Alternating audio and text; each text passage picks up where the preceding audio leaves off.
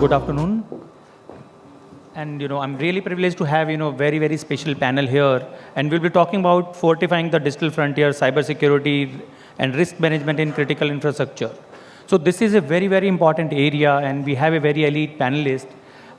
Maybe I will request each one of them to just introduce themselves and with one simple thought about cybersecurity and risk management. What is their take on that? Yeah. Good afternoon, all. I am NTPC. I am from NTPC. AK Patel, Kumar Patel from NTPC, looking after cybersecurity there. I am CISO. Now, ours is from power generating industry, so this is critical, of course, and enough more IT, less IT, more OT, less IT in our company. So we are more focused towards OT security than IT security. नमस्कार, good afternoon. मेरा नाम संतुलन चौबे, मैं government of Delhi से belong करता हूँ, department of information technology में काम करता हूँ, और I was CISO for good 10 years for Delhi government. So I will share my experience, how I felt about it, and I am here to learn from you also. This is just a mutual giving and taking. So I will also learn from this audience and with the august panelist. Thank you. Thank you. Good afternoon. I'm Lily Prasad. I'm heading IT division in FSSAI, Food Safety Standards Authority of India. Good afternoon, everyone. I am Sandeep Sood. I am Joint General Manager IT in HUDCO. We are an urban infrastructure financing company. I am looking after IT security, and we have our inbuilt data center and shop. Thank you.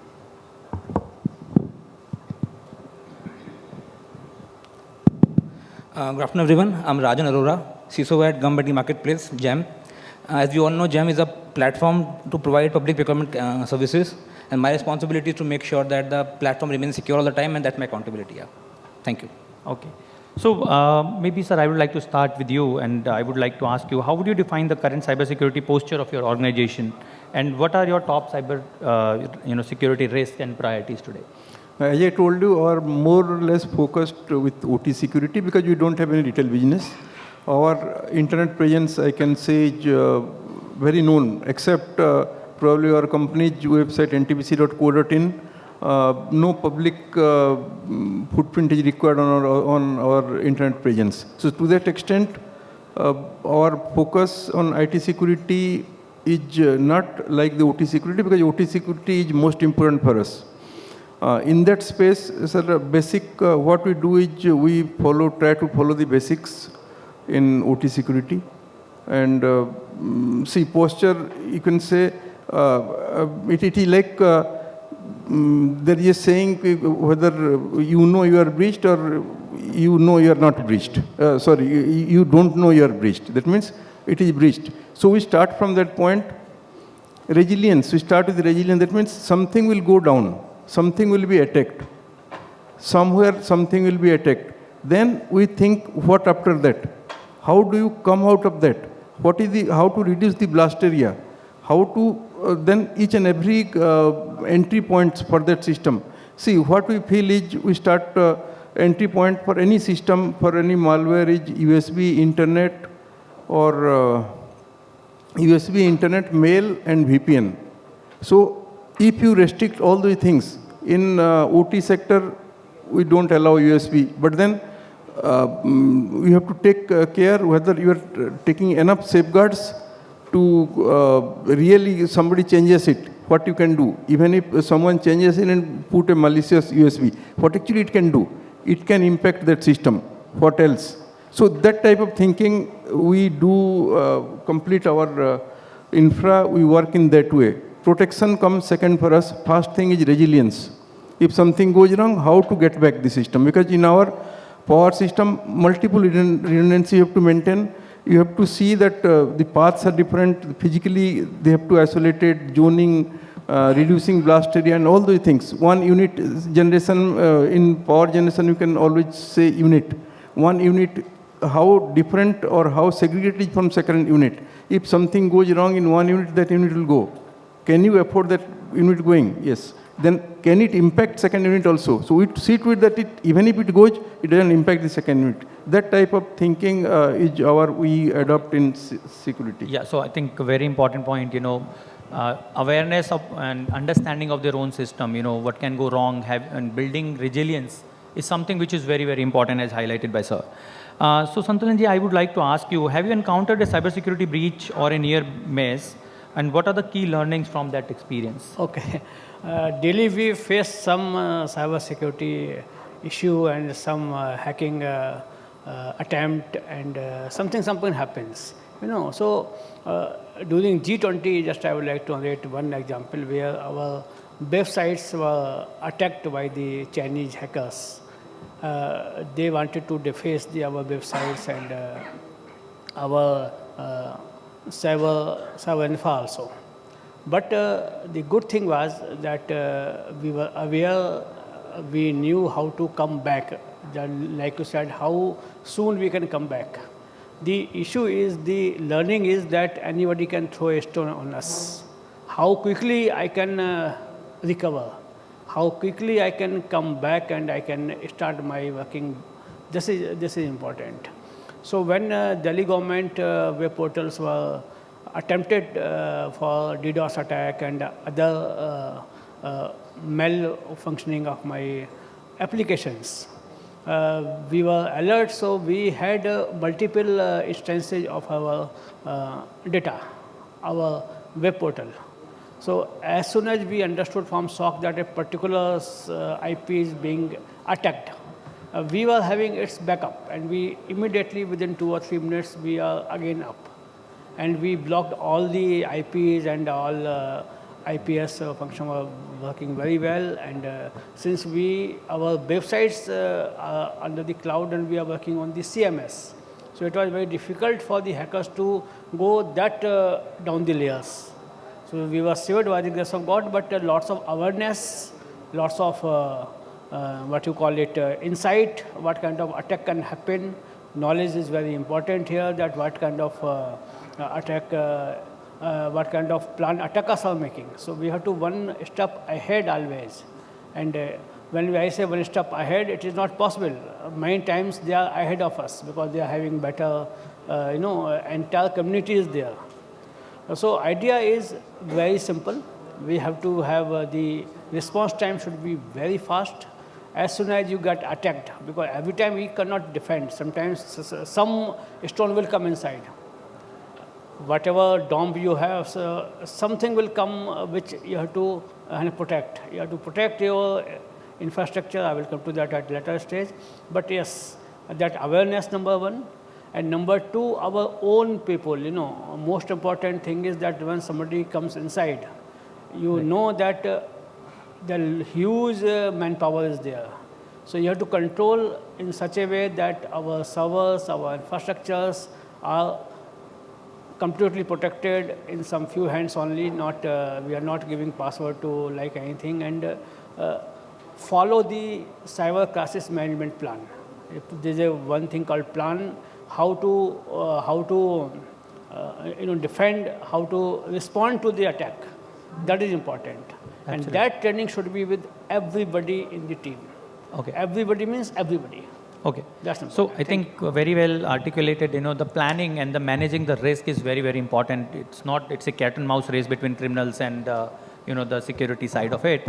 And how well you can manage actually, decides whether you will be able to keep your systems up and running and keep giving services. So ma'am, I would like to know, beyond firewalls and antiviruses, how are you building the culture of cybersecurity within the organization, especially the non-technical teams?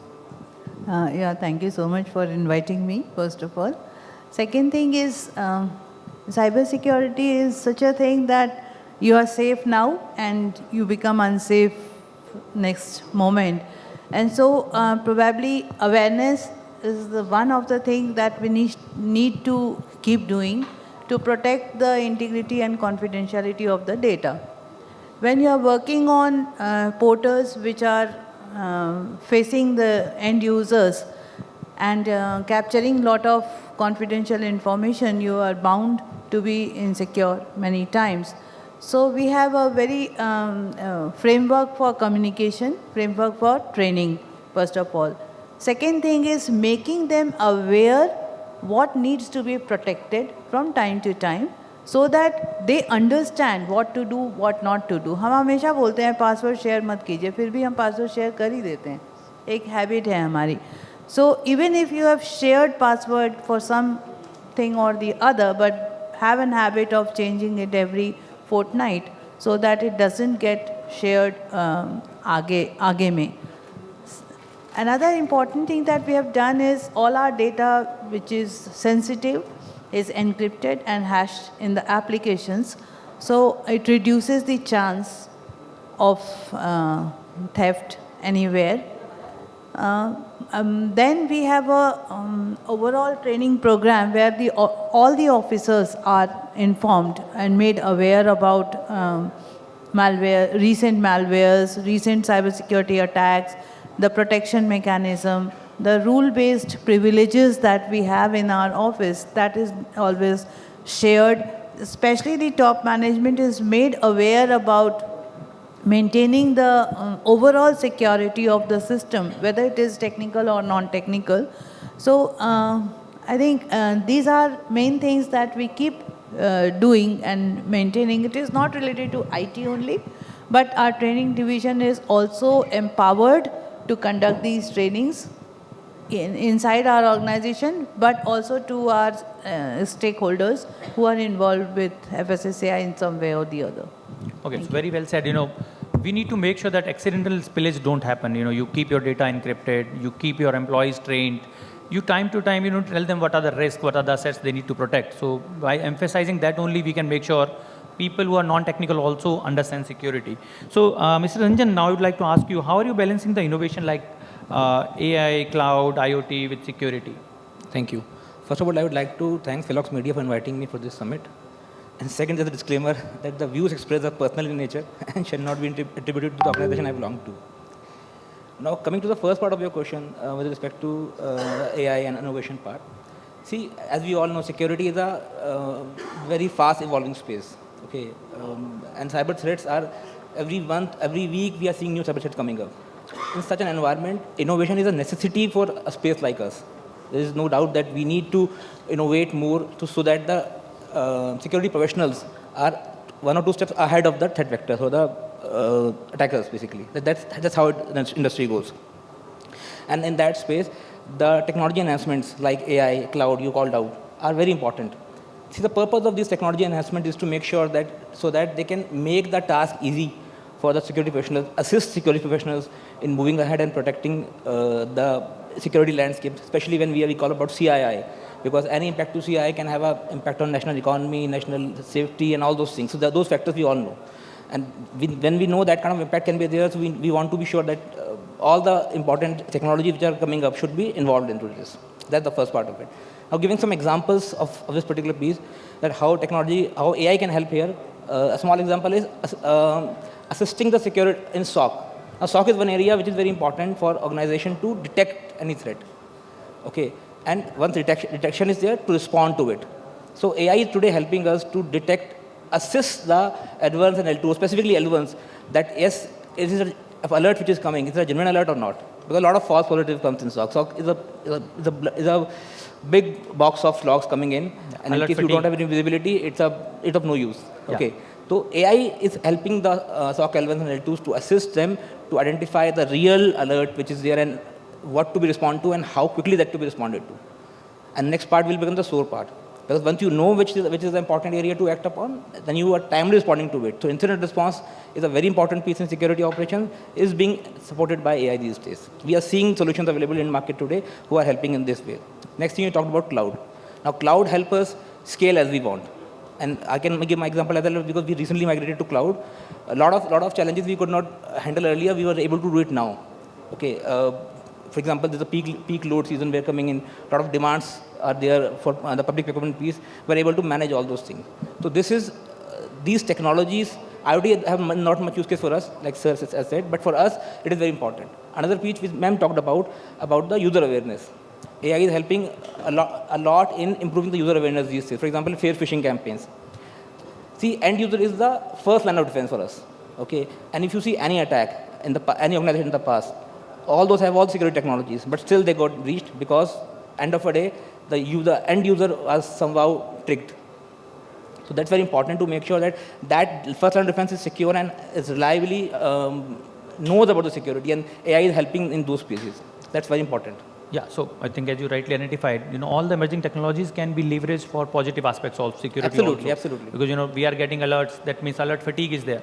Absolutely. So how can you use technology to make sure right alerts are identified and actioned Absolutely, upon? absolutely. So all these things, point that technology has both sides, right? You can use and harness the power of technology for doing better cybersecurity also. Now we move on to Sandeep sir. Thank you. With rising ransomware and nationwide attacks globally, what frameworks or protocols has your PSU adopted to strengthen the incident response? Yeah, good afternoon, everyone. Thank you for inviting me here.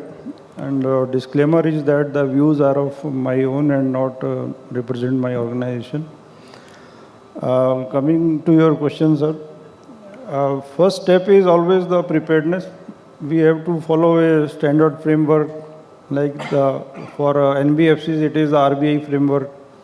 We can follow other like NIST or SOC 2 standards. Then we have to define the IT governance side of it. We have to segregate roles and responsibilities.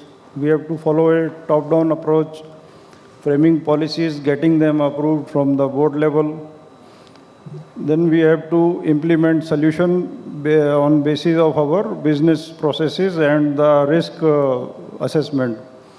We have to see that all the risks which are beyond the tolerance or beyond the risk appetite of the organization, they are all to be mitigated. Now, how to mitigate them? We have to implement the solutions which serve our use cases. Not like we will implement each and every solution and then there is a flood of logs, right? You just said that there should be some mechanism to get the meaningful correlation between those logs. Maybe AI is helping us in this case to prioritize the logs and reduce the noise and false positives. Now, once we are prepared with all the devices, anti-DDoS, anti-APT, same source solution, log management, we have to apply the patches. Once we are ready, then we have to test. Like we test using the VAPT exercises, we test by the red teaming, we do the DR drills. So we test our readiness to the incidents. We have our incidents plans ready, cyber crisis management plan that can be vetted by CERT also. So when the incidents actually happens, first point is to isolate the system which is from where the incidents has happened and switch to the DR site if possible, use offline backups, have the cyber insurance in place so that it can help us in that time of crisis of ransomware and all, because these days these hackers are very astonishingly capable and state-sponsored in case of PSUs. Their motive is not only money, they are state-sponsored and they are more professionally doing the things, offering attack as a service, ransomware as a service on dark web. These services are being offered. So we have to be smarter than those hackers. We have to learn from those incidences which are happening. We have to improve our system. So it's a continuous cycle. Then it's like raining all the times and we have to wear our raincoat and we have to be always ready. There is no silver bullet which can solve all our problems, but we have to do our best to protect. Thank you. Yeah, as rightly said, that one has to identify all the possible risks and quantify what are acceptable ones and what definitely needs to be remediated, right? And you need to prioritize and help your teams to be in red teams and blue teams, and their capabilities should be mature enough so that they can handle whatever is coming towards them, including the risk which are coming from hostile nations and the state actors. So you always, need to be on your toes. So these are very important points, sir, which you have identified.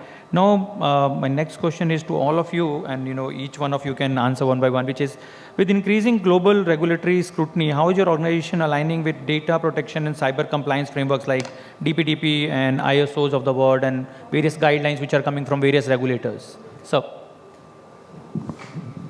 This DPDP, actually we have we are in the page of now DPDP identification, classification of data, because we have no unknown actually users. That means we have our own employees plus associates plus suppliers. All those are major these things. So we know what actually data we are capturing. Then we are actually in the phase of getting these data classified. First classify, identify, classify. Then probably we will be going to some consultant for how to protect. Protect means, see, we have to source, you have to identify where you are storing, you have to identify where you are accessing, we have to identify. So for us, more or less, we have identified all these things, and personal data, we are not using much of personal data because we don't have any retail business for that matter. Okay. Thank you. Santulan, sir. So, including DPTP and any other regulatory requirements, ISOs and so on. Government of Delhi has data of citizens. आप सबका data हमारे पास है, right? So it is very important to protect it. When I say protect the data, it doesn't mean that we will not share. So protection and sharing is a different thing. We have to share data with various departments, various organizations for various purposes. There are set rules, everybody knows these rules, that data is to be used only the purpose for which it is taken, right? And data is to be destroyed as soon as the purpose is over, right? They are all our guidelines which are issued in the Good Governance Act and rules. So how data is to be handled, it is very well defined in the rules. Now we come to practical aspects. When I say that data is available, technically data is available only for that purpose for which data was taken. But ऐसा होता नहीं है. Data आपके database में पड़ा रहता है, and nobody takes care for that. जिसको जरूरत पड़ती है वो उठा के data अपने काम के लिए ले लेता है. I'm not saying कि purpose is wrong, but the process may be not correct, you know. So for that, only one thing I will suggest, only awareness. People are not aware. When I say government is a big domain, you know, lakhs of people works over there.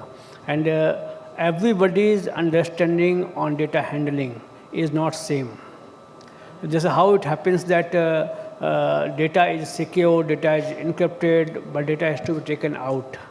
And when I say data is taken out, it has to be taken in the readable format so that some decision can be taken, something can happen. So taking all API encryption, your data encryption, your security, everything is correct. But most important is training, knowledge dissemination. People should understand how to handle the data, especially those people who are dealing with that. Down the line, I'm not saying expert like everybody sitting here, so this is not the area of danger. Area of the danger is your contextual employees, you know, who handle the database, who are putting the SQL queries, who are encrypting it. So we have DPDP Act in place, now it is, rules are also coming. Good governance provides very good guidelines how data is to be handled, I told you. But most important is that how we handle the data actually in practice. So if we follow the rules properly, then I think there's no issue, we have to manage it. But most important thing, what I always feel that data security will come from down the line, and it is the responsibility of everyone who is handling the data. This is what I might take. Thank you. Ma'am. Yeah. Actually, data is floating, data is everywhere. It is there in your system, it is there in the application, it is there on your desktop. So first thing that we did was we put everything on the cloud, whether it is related to the development environment or it is related to the application. And the firewall security norms were as per the best practices so that data doesn't get accessed by anyone. Secondly, the database access has been restricted where we don't access the main database. There is always a secondary database which is accessed by the, whether it is chatbot or it is all the analytics dashboard or it is related to the MIS. So there is no first-hand access of the data. Second thing is the access and privilege metrics has been defined in such a way that we can pinpoint the person who has actually got the data from the application. And so it is very much traceable. Third thing is the risk register is there, which is related to the, focused on the organization as well as the type of work that we do. Because there are trainings, there are scientific forums, there are various other quality assurance labs related people, enforcement is there. So we need to be very careful. So we have a framework for getting the data. I mean, so a form has been filled, whether internal or external data request is there. There is a committee which approves, and who has the access to getting that data and who is providing that data is also, defined. So that's how we restrict. Okay, awesome. Yeah, Patel, can I add something more? Yeah. please go ahead. This sensitive data, I would say, every data, you're not going to worry that every data you have to protect. The government has put this sensitive data separately. Your age, your medical records, your financial records, they are the sensitive data which you should not share. But other data in a compiled version, I encourage that following Government of India's open data policy, one must contribute the data in the compiled form, which can be used by the academician, researchers, industry. Every data is not to be kept under the carpet. No, but your sensitive data, which already have been defined by the government, Absolutely. that data is to be kept. But other data, we must encourage that other data in a compiled form, where the personal identity is not coming up. The data must be shared in the open data source. Yeah. Thank you. As rightly pointed out, technology can be used. You can have searches on encrypted data. You can have encrypted data which can be used for analytics. Some kind of de-anonymization can be done. So there are various technological tools also available along with the regulatory framework. Sir, maybe we can hear your views. Much is already talked about. Don't want to repeat in the interest of time. Everybody is waiting for lunch, being the last panel. Absolutely. Before lunch. First point is the data discovery. We should know what data is there, who is the owner of the data, how it is stored, how it is backed up. Then come the data classification, which sir was mentioning, which one is the sensitive data, which is the critical data, and then we have to protect that data using the best practices, which already we were discussing earlier. And the DPDP Act, which is coming, rules are still awaited. For DPDP Act, there are some delta requirements, like in ISO certification, ISO 27001, even if we have done that certification for our resources and data centers, still there are some delta requirements, like consent management is there in DPDP Act. Some rules are there related to child data. Then there are notifications in the local languages we have to give. So those aspects we have to see for implementation for the DPDP Act. So data is the new oil. We have to protect it. There is no other way out. Preparedness is the key. Preparedness is the key. Thank you. Yeah, Mr. As Sandeep ji said, a lot is already discussed on this, but just want to add 2-3 points here. See, you talk about DPDP or ISO. At the core, there are basically two things at the core, I believe. Versus the protecting data, how you protect. There are different methodologies. You put geography-based control, you put encryptions or data masking, whatever it is, classification, all those things. So those will come into place. Second is following a risk-based approach. You should know what are your risks based on the data, how you're managing those data, and the risk applicable to it. That is should be known to you, so that you can apply the compensatory controls in place. For example, sir talked about the data is being used called for which purpose, and for which purpose it is being used. Now with that, consent management takes a very important role here. Okay, so obviously with DPDP coming in place and the rules which are still in draft stage will give more clarity. But yeah, this will be one thing which will give a lot of clarity, how the data which is being used and the purpose, if it is getting changed over a period of time, how that is being managed. That's one important thing I think is a takeaway from this discussion. Yeah, thank you. Absolutely interesting. So I just want to add one more thing. When we talk about cybersecurity and risk management, digital forensics is also one component which helps. When something goes wrong, then how do you investigate? Are you ready for investigation? Are you preparing for, digital forensic investigation? Because that also is the part of cybersecurity preparedness for, and risk management in critical infrastructure. So we need to be as a as a collective part of the ecosystem, we must also worry and know about digital forensics and how it happens, what are the critical components, how you can be digital forensic ready in case of any incidents, because those are the things which will be required, because as and when somewhere, some incident will happen, investigation becomes very, very important. So I'm sure each one of the organization will be preparing to be ready, not only for ensuring cybersecurity, but also for any investigation, digital forensic investigation, which may be required. So I think with this, I would like to thank all of my panelists, because they have shared really, really important point. The views which have collectively emerged actually helps us understand better in fortifying the digital frontier, basically cybersecurity and risk management in critical infrastructure. With this, I would like to thank all my panelists. Thank you for your time and valuable feedback. Thank you.